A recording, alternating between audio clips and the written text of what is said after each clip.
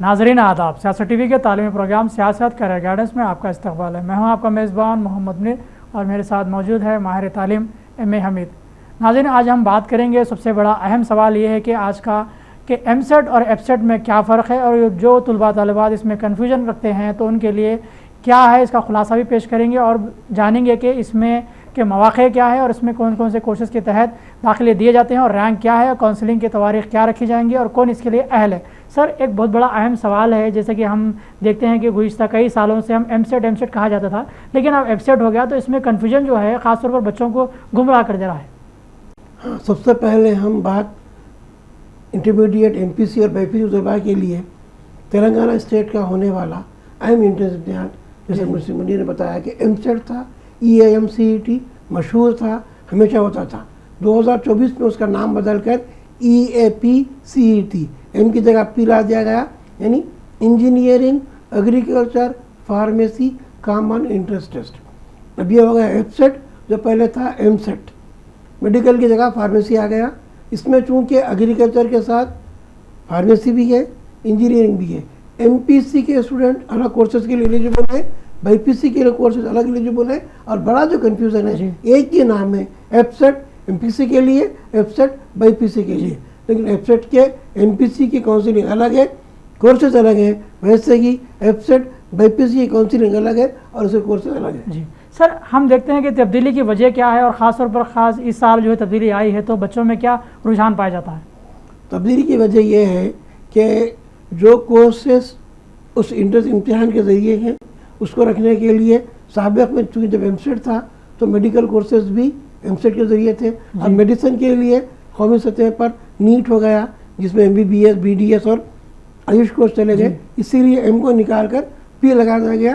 P में pharmacy है, जो बी फार्मेसी और फार्मा डी है, और ये दोनों एमपीसी और बाईपीसी के लिए कॉमन है। जी, यकीनन ये जवाब आपकी राह को हमवार करेगा, बल्कि आपकी कन्फ्यूजन या गुमराही को भी दूर कर सकता है कि जो एफसेट के क्वालिफाइड स्टूडेंट्स हैं तो उनके लिए क्या मौक़े निकलते हैं, कौन कौन से रैंक की बुनियाद पर दाखिले जाते हैं, उस बारे में हम बात करेंगे। सर, ये तब्दीली की बुनियाद पर अब जो दाखिले दिए जाएंगे, तो जो एफसेट लिखे हैं तो उनके रैंक की बुनियाद पर कौन सी सीट उनको अलाट होंगी और क्या कोर्सेज कर सकते हैं? इंटरमीडिएट एमपीसी स्ट्रीम के लिए एफसेट में जो कोर्सेस हैं वो BE बैचलर ऑफ इंजीनियरिंग, जो उस्मान यूनिवर्सिटी के एफिलिएटेड कॉलेजेस में है, BTech बैचलर ऑफ टेक्नोलॉजी, जो JNT के कॉलेजेस में है, और फार्मेसी में बी फार्मेसी और फार्मा डी है। इसका शेड्यूल पहले जो था 27 जून से, फिर बदल कर वो 4 जुलाई से कर दिया गया। आपको ऑनलाइन प्रोसेस फीस पे करना है, सर्टिफिकेट को वेरिफिकेशन करवाने के लिए स्लॉट बुक करना है, स्लॉट बुक होने के बाद फिर कॉलेजेस को ऑप्शन देना है। कन्फ्यूजन जो था एफसेट की वजह से, बाईपीसी के बच्चे ये समझ रहे थे कि फार्मेसी काउंसिलिंग है, हमारी काउंसिलिंग शुरू हो गई है। तो यहाँ पर देखेंगे एफसेट में क्लियर लिख दिया है एमपीसी स्ट्रीम, और उसके वेबसाइट में भी TGEAPCET है, और जब बाईपीसी करेगा तो TGEAPCET के साथ B आ जाएगा, b.nic.in। इस तरीके से एमपीसी का शेड्यूल आ गया है। पहला हमारा चल रहा है, फर्स्ट राउंड होगा, सेकंड फेज होगा, फाइनल फेज होगा, उसके बाद अभी डेट नहीं आई। इसी तरीके से इंटरमीडिएट बाईपीसी के तलबा के लिए भी एफसेट की फार्मेसी काउंसिल अलग से आएगी। सर, हम बात कर रहे हैं एमपीसी के ताल्लुक से, तो ये बताइए कि एमपीसी के तहत जो कोर्सेज लिए जाते हैं तो खासकर वो कौन कौन से हैं? एमपीसी में इंजीनियरिंग की स्ट्रीम में BE BTech है, और BE BTech में बहुत से ब्रांचेस, जिसको हम स्ट्रीम डिसिप्लिन कहते हैं, ब्रांच कहते हैं। जैसे पहले सिविल, मैकेनिकल, इलेक्ट्रिकल था, आजकल कंप्यूटर में नए नए कोर्सेज आ गए। CSE computer science engineering, CSD data science, CSM artificial intelligence machine learning, AIML cyber security, IT information technology, internet of things. इस तरीके से कंप्यूटर से रिलेटेड बहुत से अलग ब्रांचेस हैं, हर कॉलेज में अलग अलग है। तो कंप्यूटर इंजीनियरिंग और नॉन कंप्यूटर इंजीनियरिंग, ये पूरी एमसेट के ज़रिए, एफसेट के ज़रिए एडमिशन है। और यही तलबा एमपीसी के इंजीनियरिंग BE BTech के साथ बी फार्मेसी और फार्मा के लिए भी अहल है। सर, हम इतने सारे कोर्सेज़ के दरमियान खड़े हैं, तो जैसे कि एमपीसी हम बात कर रहे हैं, तो इंतखाब का जो मामला आता है ख़ासकर इस काउंसलिंग के तहत, तो क्या हमारा मुस्तक़बिल बनाने के लिए क्या इस कोर्सेज़ हमारे लिए राह को हमवार करेंगे या हमें दुश्वारियों में डाल सकते हैं? देखिए, दाखिले का इन्हिसार, कोर्सेज का और कॉलेजेस का एडमिशन का इन्हिसार सिर्फ और सिर्फ आपके एमसेट के रैंक पर होता है जी। आप प्रीवियस के रैंक को देखेंगे कि हमारा रैंक 48,000 है, ये किस कॉलेज में आएगा, किस कोर्स में आएगा।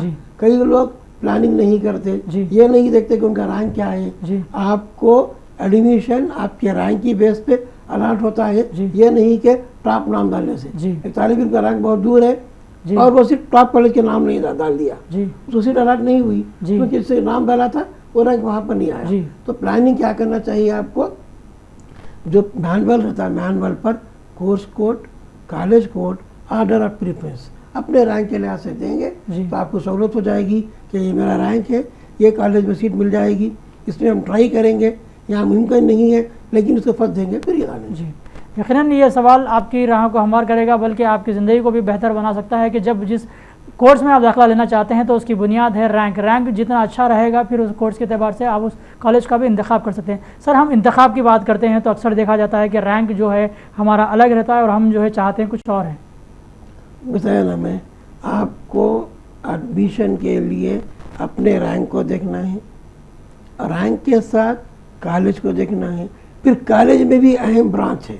जैसा मुस्लिम बच्चे एमजे की बात करते हैं, अगर एमजे कॉलेज की बात करेंगे कंप्यूटर साइंस में वहाँ 22,000 पे या 27,000 पे ख़त्म हो जा रहा है और आपका रैंक 80,000 है जी। आप देखेंगे 80,000 वहाँ पर इंस्ट्रूमेंटेशन मिल जाता है जी। कॉलेज वही है, वहाँ सिविल का रैंक अलग है, कॉलेज वही है, वहाँ इंस्ट्रूमेंटेशन का रैंक अलग है। एक कॉलेज में अलग अलग रैंक, तो वहाँ पर आजकल कंप्यूटर इंजीनियरिंग का डिमांड है, इसीलिए वहाँ का रैंक कम है। तो आपकी पसंद क्या है, आप किस पे लेना चाहते हैं, पहले देखिए आपका ब्रांच, कंप्यूटर की किस ब्रांच पे आप ले रहे हैं, फिर देखिए कॉलेज, उसके बाद आप देखिए अपना रैंक। तीनों के लिहाज से तरतीब बनाइए, ऑर्डर ऑफ प्रेफरेंस में आपको सीट मिलेगी, सीट का अलॉटमेंट होगा, अलॉटमेंट डाउनलोड करते हुए आपको रिपोर्ट करना होगा। सर, आपने बताया कि मुख्तलिफ कोर्सेज़ है जहाँ पे हम मुस्तकबिल को संभाल सकते हैं बल्कि अपने आप को भी मनवा सकते हैं। तो ये बताइए कि अब जो जैसे डिमांड वाली बात की है आपने, तो अब जो मौजूदा दौर में जो ख़ास तौर पर सीखने वाली कोर्सेज़ है वो कौन से हैं? इस वक्त जैसा कि इंजीनियरिंग में आर्टिफिशियल इंटेलिजेंस और मशीन लर्निंग CSM उसका कोड है, उसका डिमांड बढ़ा है जी। CSE है, उसका डिमांड है जी। इंफॉर्मेशन टेक्नोलॉजी, फिर कंप्यूटर में ही डेटा साइंस आ गया, साइबर सिक्योरिटी आ गया, मशीन लर्निंग आ गया, इंटरनेट ऑफ थिंग्स आ गया। ये पूरे कोर्सेज को आप देखेंगे वो ऑर्डर में चलाएंगे जिसको डिमांड कहते हैं जी। सर, जब डिमांड वाले हम कोर्स करते हैं तो क्या मौके निकल आते हैं? देखिए, आज हम 2024 में हैं, 2028 की दुनिया देखेंगे तो वो पूरी कंप्यूटर बेस हो जा रही है जी। इसीलिए इंजीनियरिंग कॉलेज में गवर्नमेंट भी, जैसा कि ट्रिपल था कई जगह बंद हो गया जी, मैकेनिकल में बच्चे कब एडमिशन ले रहे हैं, सिविल में लोगों का रुझान ही नहीं है जी, इसी आखिरी दर्जे पर है। कई जगह पर मैनेजमेंट कोटे में फीस पे एडमिशन दे रहे हैं। इस तरीके से हर एक का अलग अलग है। एक बात उन्होंने बहुत अच्छी बताई है कि हम मौजूदा दौर जो है 2024 के हैं, लेकिन हमारा मुस्तकबिल जब संवर सकता है जब 2028 में हम आएंगे, हमारे पास वो सर्टिफिकेट्स रहेंगे जिसकी बुनियाद में हम आगे बढ़ते हैं। सर, जैसे कि आपने बताया कि मनसूबाबंदी और इस बारे में बताएं कि 2024 से और 28 के दरमियान का जो फासला बताया आपने, उसके बाद हमारी ज़िंदगी बनती है, तो उस बारे में देखिए, एक होता है स्टूडेंट के सामने तालीम हासिल करना, एजुकेशन, उसके बाद आता है एम्प्लॉयमेंट, कोर्स कंप्लीट करने के बाद एम्प्लॉयमेंट मार्केट क्या है जी। जब आप जॉब मार्केट में जाएंगे तो आपकी क्या कैपेबिलिटी रहती है जी, जब किसका डिमांड होता है उसको मद्देनजर रखते हुए डिमांड चलता है जी। तो फ्यूचर में हर चीज़ कंप्यूटराइज हो जा रही है जी, पूरी दुनिया उंगलियों पर आ चुकी है, वर्ल्ड ऑन फिंगर टिप्स, इसीलिए इसका डिमांड बढ़ा है जी। और आते आते नए नए कोर्सेस, नया नया डेवलपमेंट, नए नए सॉफ्टवेयर आ रहे हैं जी, इसीलिए रुझान भी है। कॉलेजेस के अंदर डिमांड को देखते हुए कोर्सेज भी बढ़ाए गए, सीट भी बढ़ाए गए।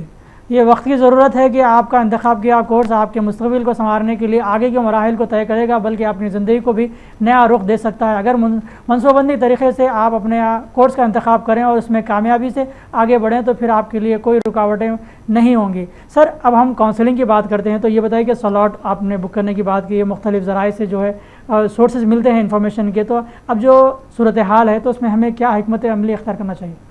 स्लॉट बुक आपने करवा दिया, सर्टिफिकेट वेरिफिकेशन आपके हो गए, अब आपका मरहला होता है तैयारी करना, होमवर्क करना, कॉलेज कोर्स क्या है वो देखते हुए ऑर्डर ऑफ प्रेफरेंस देना। यहाँ पर आपको वेब बेस्ड है, ये मैनुअल नहीं है। सर्टिफिकेट आपको प्रेजेंट करना था। यहाँ पर जब कॉलेज का नाम डालेंगे तरतीब को देखते डालें किस कॉलेज में किस कोर्स में आप डाल रहे हैं जी। उसके बाद आपको 15 तारीख तक टाइम है। 15 के बाद फ्रीज हो जाएगा, तब आप बदल नहीं सकते। 15 तक आप कॉलेज और कोर्स चेंज भी कर सकते हैं। उसके बाद आपको अलॉटमेंट आ जाएगा। अलॉटमेंट निकालने के बाद आपको कॉलेज को रिपोर्ट करना होगा।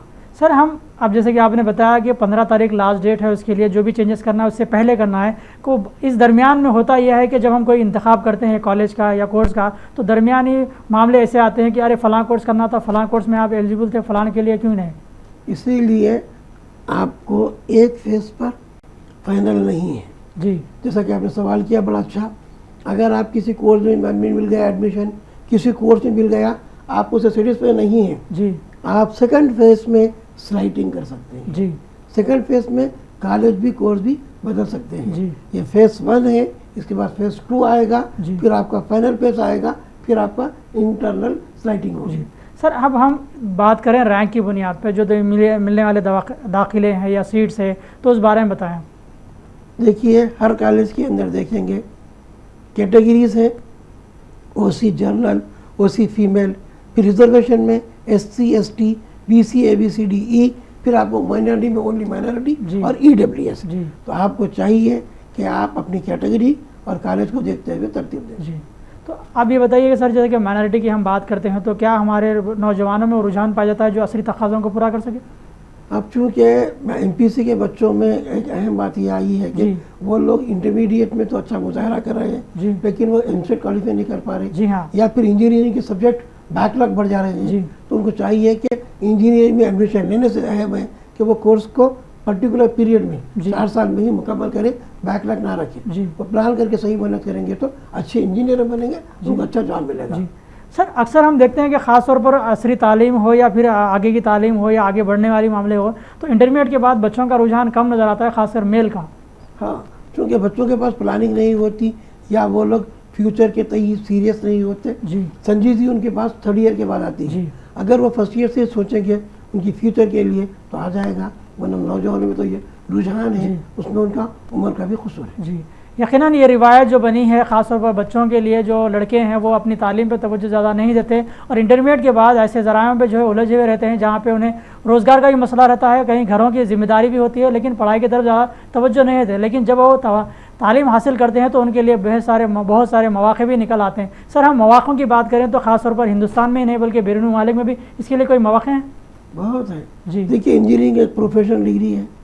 जब आपको प्रोफेशनल डिग्री मिलेगी तो वो मार्केट इंडिया में भी काम आएगी, किसी भी बैरून मुल्क में काम आएगी। ये प्रोफेशनल डिग्री है, आपके पास स्किल है, नॉलेज है, तो यकीनी तौर पर आप दुनिया के किसी भी कोने में अभी लोहा मनवा सकते हैं। यकीनन जिसके पास हुनर है उसके पास उसकी कदर भी हो सकती है दुनिया में, वो भी आगे बढ़ सकते हैं। सर हम BPC और MPC की बात कर रहे हैं, तो ये बताइए कि BPC के लिए क्या तवारी रखे जाएंगे या फिर MPC वाले क्या करना चाहिए। अब देखिए MPC की कॉल चल रही है, BPC वाले कन्फ्यूज़ हैं। हम इंटरमीडिएट BPC के तलबा को मशवरा देते हैं कि वो एब्सेट काउंसिलिंग का वेट करें। एब्सेट की काउंसिलिंग BPC स्ट्रीम के अलग आएगी, उसका वेबसाइट भी रहेगा tgepctb.nic.in। इस साइट पर आप देखें, उसके बाद काउंसिलिंग अटेंड करें। आपके कोर्सेज कौन कौन से हैं, फार्मेसी हो, फार्मा डी हो, बी फार्मेसी हो, BSc नर्सिंग हो, फिर उसी तरीके से BBSc एग्रीकल्चर, हर एक की काउंसिलिंग अलग अलग होती है। आज इसके इस प्रोग्राम को हम ये अख्ताम पे पहुंचाते हैं। BPC और MPC के ताल्लुक से हमने बात की वेबसाइट में, ख़ासतौर पर MPC पे हमने जो है मालूमात आप तक फराहम की है और BPC के लिए अगले प्रोग्राम में पेश करेंगे। फ़िलहाल मोहम्मद मुनीर को और माहिर तालीम को इजाज़त दें। देखते रहें सियासत TV प्रोग्राम सियासत का गाइडेंस। अल्लाह हाफ़िज़।